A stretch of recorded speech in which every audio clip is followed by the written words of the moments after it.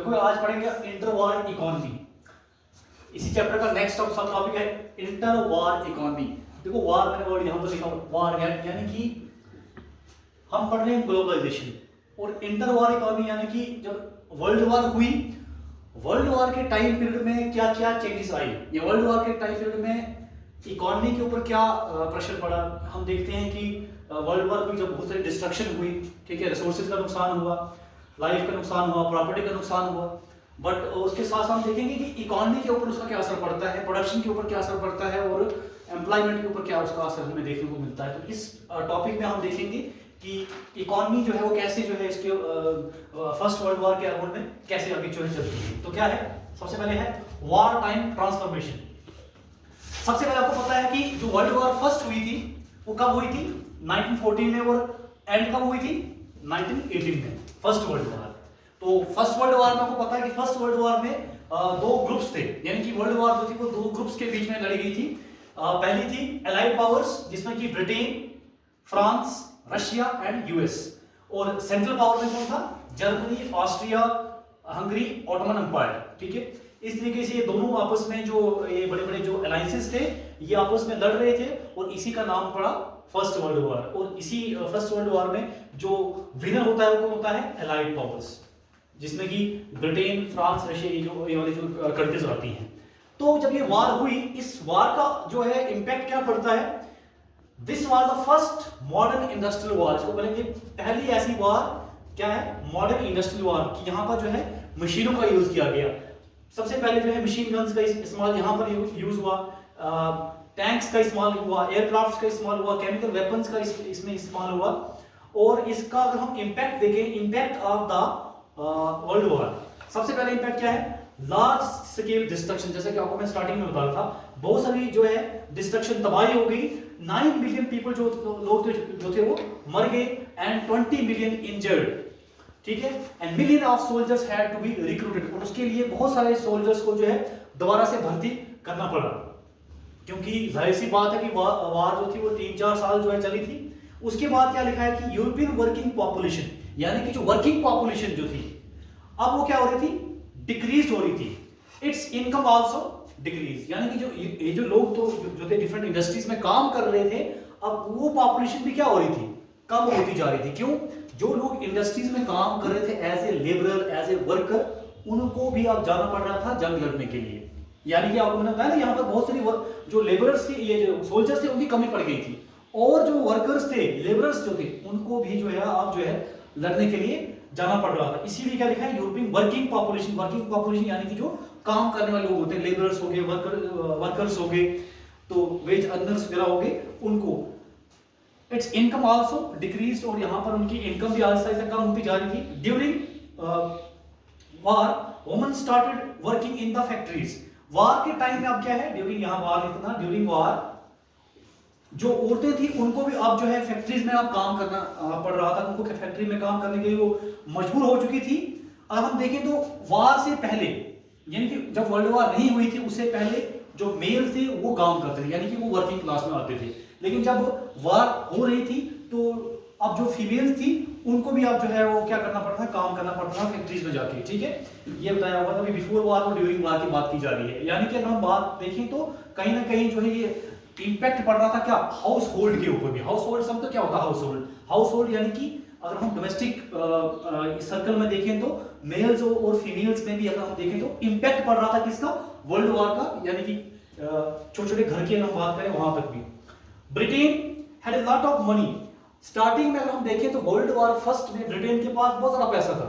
क्या लिखा है मैंने यहाँ पर, देखो ध्यान से सुनना, Britain had a lot of money before world war. World war के टाइम समय से पहले ब्रिटेन के पास मतलब अच्छा खासा रिसोर्सेज थे, पैसा था, but Britain spent a lot of money during first world war. लेकिन वर्ल्ड वॉर के टाइम में उसने बहुत सारे हथियार खरीदे, बहुत सारी चीजें खरीदी, बहुत सारा इन्वेस्ट किया, और जिसकी वजह से उसने सारा का सारा पैसा जो है किसके ऊपर लगाया, वर्ल्ड वॉर फर्स्ट के ऊपर।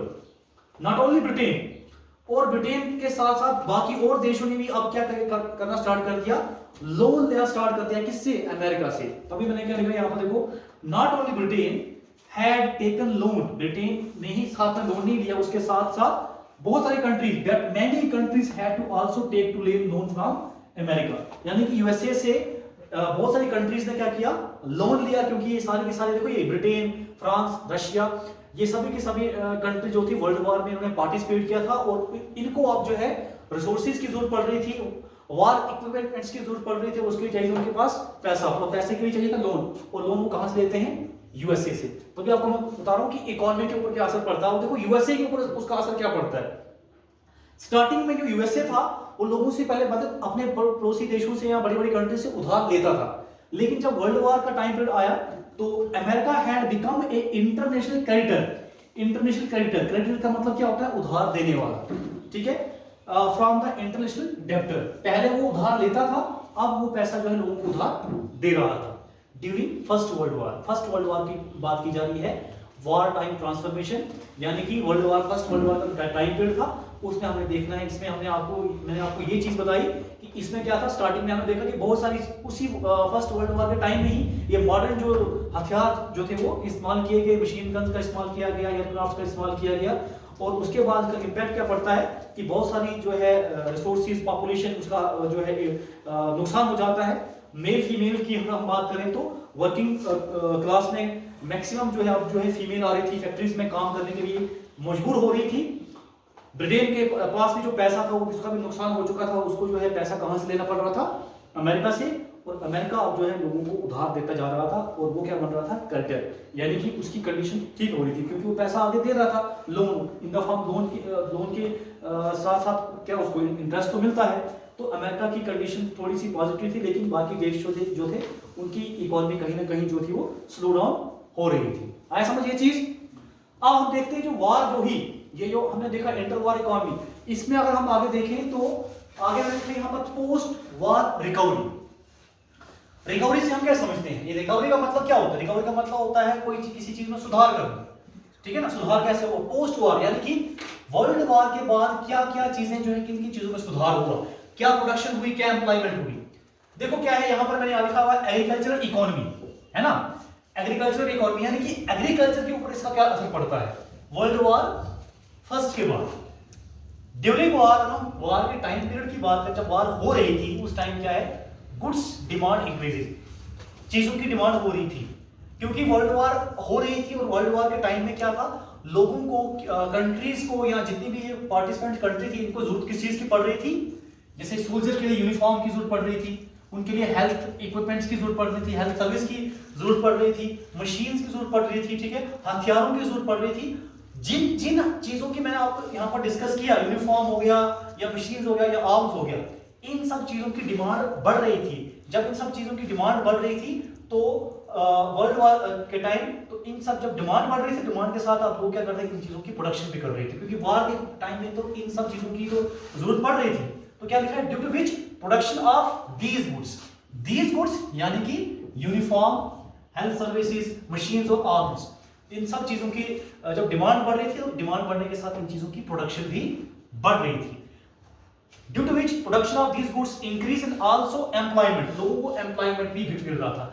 जहां जहां पर जैसे वो लोग जो उनके लिए यूनिफॉर्म प्रोड्यूस कर रहे थे तो लेबर लग रही थी, ठीक है, मशीन्स बना रहे थे, हथियार बना रहे थे, तो वहां पर भी लेबर लग रही थी। तो लोग जो थे कहीं ना कहीं एंगेज थे इन सारे के सारे डिफरेंट प्लेटफॉर्म्स में। तो क्या हो रहा था कि एक तरीके से क्या हो रहा था, एम्प्लॉयमेंट बढ़ रही थी। देखो अब क्या होता है, क्या इसमें हो गया, डिमांड बढ़ रही थी, डिमांड बढ़ने से क्या हो गया, प्रोडक्शन भी बढ़ रही थी, प्रोडक्शन बढ़ने से क्या हो गया, एम्प्लॉयमेंट भी बढ़ रही थी। तो तीनों चीजें जब बढ़ रही थी, इन द सेंस अगर हम देखें तो कहीं ना कहीं क्या हो रहा था कि एक इकोनॉमी जो थी एक अच्छी स्थिति की तरफ भी कहीं ना कहीं जा रही थी। तो इसको हम बोलते हैं इकोनॉमिक बूम। इकोनॉमिक बूम का मतलब क्या होता है, जब क्या होता है, किसी चीज की डिमांड बढ़ती है, डिमांड के साथ प्रोडक्शन बढ़ती है, प्रोडक्शन के साथ इनकम भी बढ़ती है। क्यों, क्योंकि इन सब चीजों की तो डिमांड हो रही थी वहां पर, ठीक है। आ गया ये बात। अब हम जब आपको मैं स्टार्टिंग में बता रहा था एग्रीकल्चर इकोनॉमी, देखो एग्रीकल्चर इकोनॉमी के हिसाब से आप नीचे वाला चीजें समझेंगे। आप आफ्टर वॉर जैसे क्या होता है, वॉर जो होती है खत्म हो जाती है, ठीक है, एग्रीकल्चर का भी थोड़ा नीचे समझेंगे।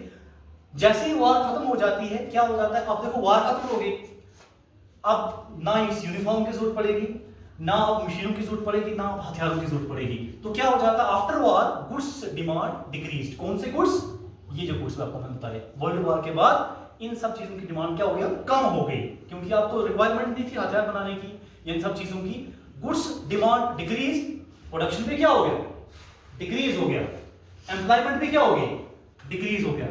यानी कि ऊपर जो आपको मैंने बताया इसका उल्टा हो जाएगा, ठीक है, कि वर्ल्ड वॉर के टाइम में कुछ देश जो थे इस तरीके से प्रोडक्शन कर रहे थे और एम्प्लॉयमेंट बढ़ रही थी, लेकिन जैसे जैसे वर्ल्ड वॉर खत्म होगी उसके बाद अब आहिस्ता आहिस्ता क्या हो गया, इन सब चीजों की जब प्रोडक्शन डिमांड कम होगी, प्रोडक्शन कम होगी और अब एम्प्लॉयमेंट भी क्या हो गई थी, कम हो गई थी। ठीक, ये आ गया यहाँ पर।